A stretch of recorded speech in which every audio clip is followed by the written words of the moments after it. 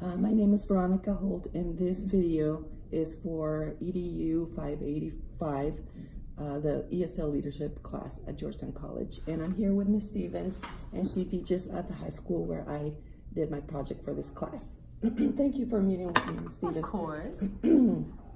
So I wanted to get together with you and just talk a little bit about the ESL students, about the school, cultural responsiveness of the school to the students, and just in general, some recommendations. I was going to ask you, have you ever heard of WIDA? I feel like I have heard of it, but I certainly could not tell you what it is. So WIDA is a consortium of 40 states that offers resources for educators, for EL students. One of those resources is the WAPT test. It's a screener test. So what happens is when a new student comes from another country, or if it's a kindergarten student entering school, if they indicate in the language survey that they speak another language, they will be screened. So if they qualify, they will be added to the program. Then after that, every year they will take the access test. I've heard Christy mention, I've heard a teacher mention that. Yes, so the access test, and that will tell the teacher where they're at in their language development.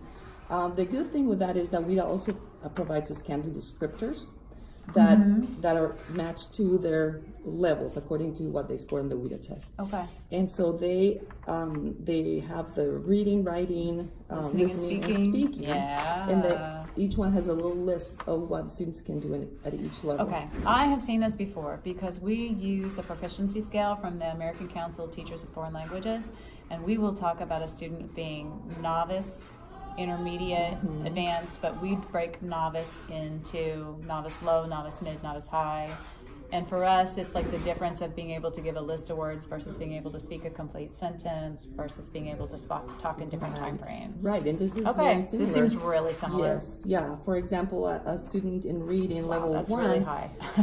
That's really high. Like we could not do that in Spanish in our classes. That's really high. Right, so that's a level 4 expanding. So this here in speaking, take a stance and use evidence to defend it. That's level 4. As of level, level 1 and speaking, one of the things they can do is answer yes or no choice questions within context of lesson or personal experience. So that's a big difference. But having this list helps the teachers to differentiate instruction and just know expectations, what to expect from that student. So this is really useful, and this is online, and they also have a Spanish version of this. So to share with families, that's really helpful.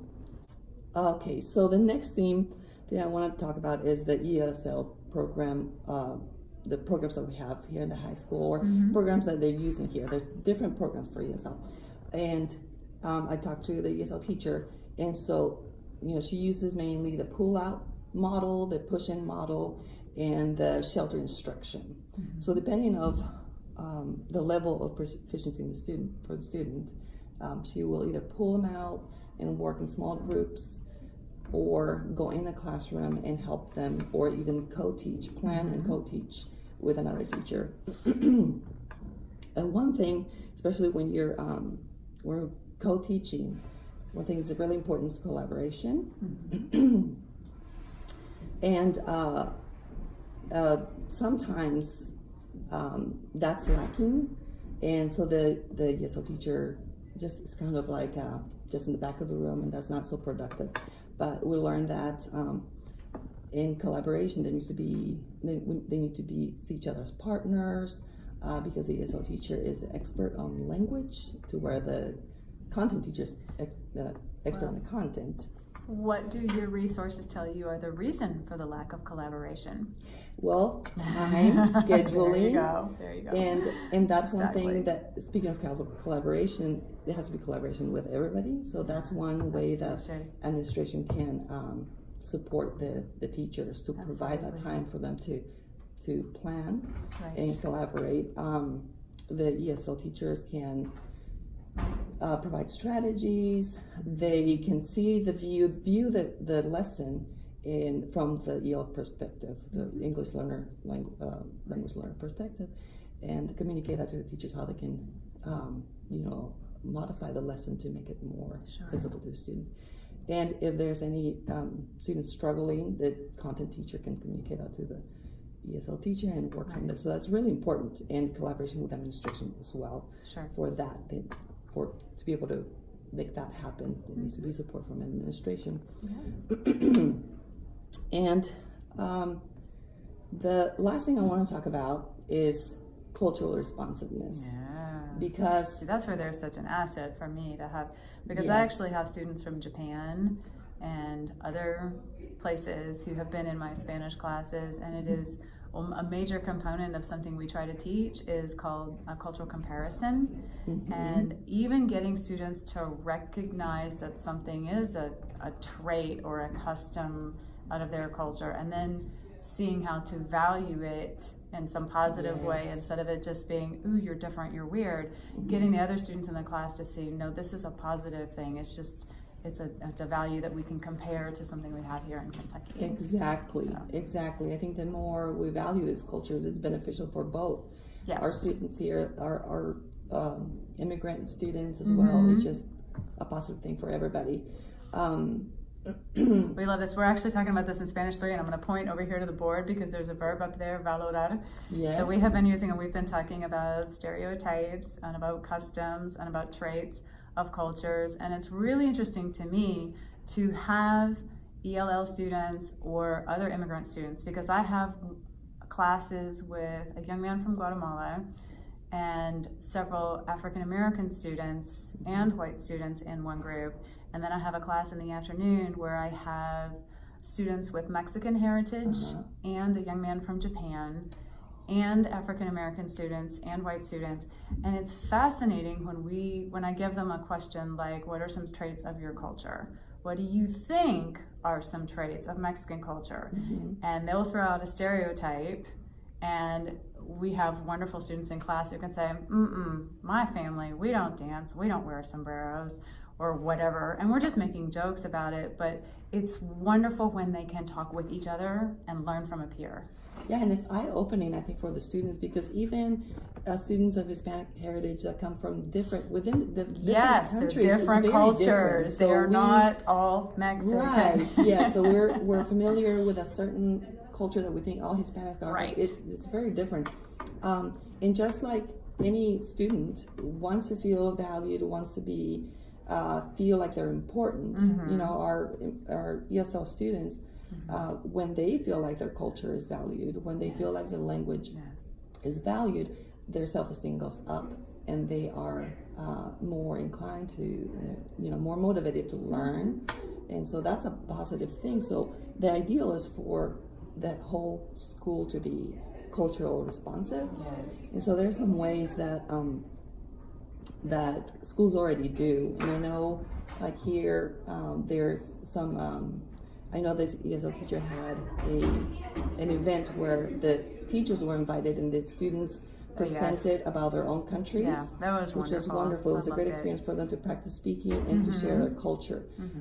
It would be great if that could be extended to, like, if they did it in the evening, and to have it extended to students to come, because I know it was because of the space and the time, only teachers were invited.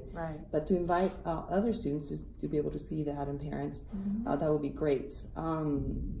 Another way would be to have, like, some schools do like a word of the day in a different language, or they teach all students like greetings in different languages, especially in the languages that the students or the representative of the students.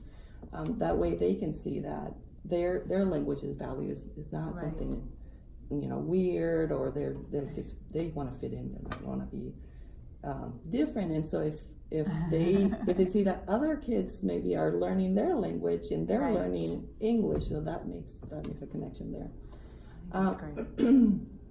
Another great way for a school to be cultural responsive is this book right here. It's called "Explain This to Me, Our U.S. Schools." So our schools in America are very different. from schools in other culture. Very we different. take that for granted, I think, when parents come to enroll their students. Yes. This book right here, it's in Spanish and English. It's easy to read, and it covers everything about schools in the United States. So to reach out to parents, to share this with parents, I mean, it's something that will help them a lot, because sometimes they feel lost. They don't want to reach out to school for questions because of the language barrier, and because it just, they feel intimidated. But sharing this with them, this book can be also, it's available in other languages as well, not just Spanish and English, but it covers everything mainly everything that schools, from notes to parents, attendance policies, projects, permission slips, just snow days, that some people might not know what that is. Just everything you can think of. I'm sure that would be helpful. I guess as an educator, a flip side that I see is sometimes immigrant families seem like they're not as involved as they should be in their child's education. And I know that there are language barriers, but there are also, it can be difficult to maintain the same expectations sometimes. Sometimes immigrant families assume that teachers always know best, and they are used to the teachers in a school always being the ones to say what's right and to assume full responsibility for teaching the child. Whereas here in the United States, it's empowering, enabling, and encouraging the parents to do things like promote literacy at home that maybe they haven't always assumed was their role. And so, I don't know, it has to be a two-way street. We have to always communicate. So. Yes, it's very true that in other countries it is kind of almost disrespectful to come to the teacher for like suggestions or ask anything, because they are the authority in the classroom and the child's education. But it's very different from here, and to communicate to the parents that are welcome to